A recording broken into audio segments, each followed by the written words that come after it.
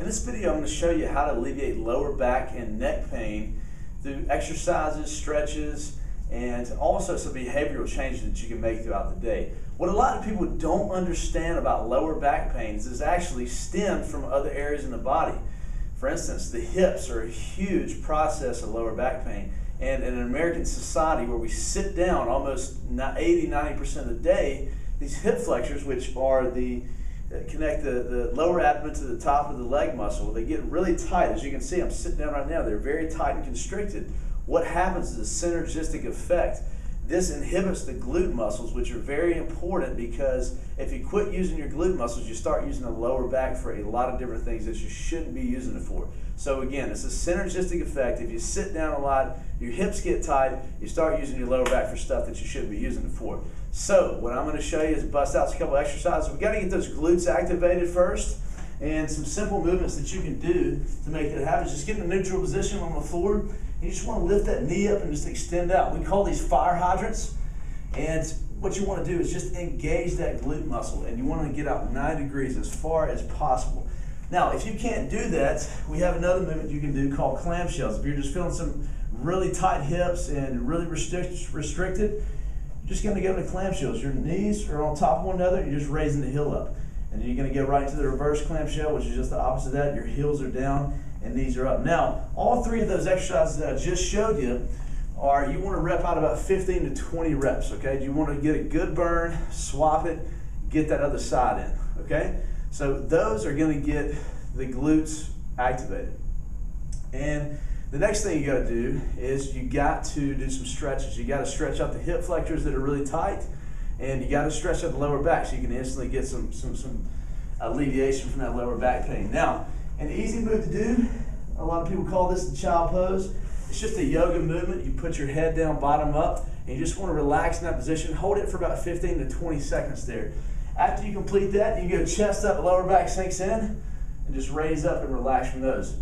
Now, if any of those moves hurt you in any way, you're going to stop and just go into the one that feels better. One should feel good, one may hurt a little bit. If either one don't do the one that hurts you, do the one that feels good that's stretching your body out. Now, if you want to isolate one side, here's a trick to do that really quickly, your neutral position.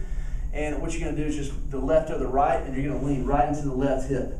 Same thing with the other side. So if you got one side of this body a little bit more than the other, that's a trick where you can get that to alleviate some lower back pain. Now, we've got to get those hip flexors loosened up. So what you're going to do, just stand on a wall. You can also do this if you're driving a lot and lean against the car. Big distance in between the legs.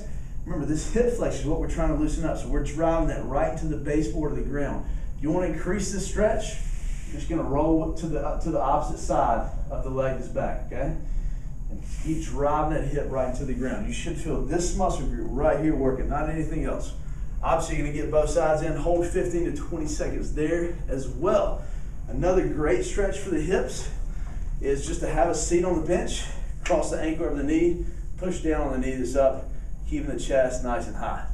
All right, those motions are really going to help out with lower back pain. A lot of them look like they're simplistic, but they strengthen up smaller muscle groups that stop that synergistic effect of using the lower back for things that you shouldn't be using it for.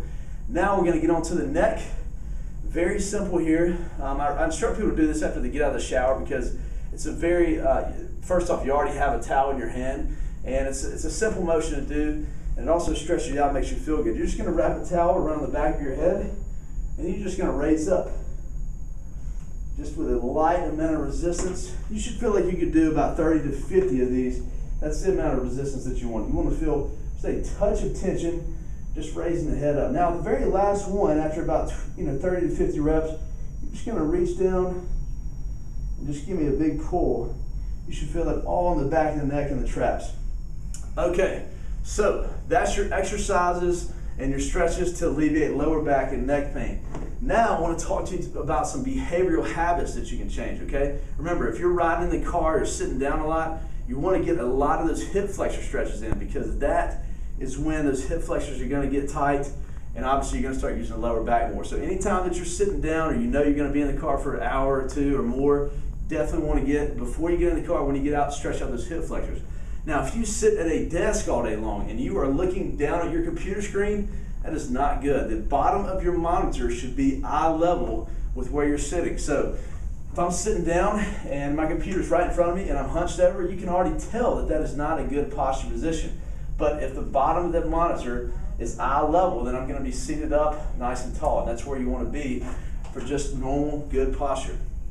Sleeping positions also can affect lower back pain, okay? If you're sleeping on your side, you want to make sure that you grab a pillow and tuck it right in the top of the hip and the lower part of the rib cage. A smaller pillow works really well for this. This makes it where the back is even versus sinking in or slumping in, and that's going to create some lower back pain for you in the mornings. If you sleep on your back and you rest pretty well like that, that's totally fine. You want to make sure that the pillow is not elevating your neck too much, because then that's also going to cause lower back pain. And then if you sleep on your stomach, that is not a good position to be in, because you're constantly in this anterior tilt of the hips, which is the problem when we sit down and use those hip flexors get tight. That is called an anterior tilt that most people get in their hips. So those are some movements and things for you to work on to alleviate lower back pain. I want you to work on those, stretch those babies out so you feel better. We'll see you next time.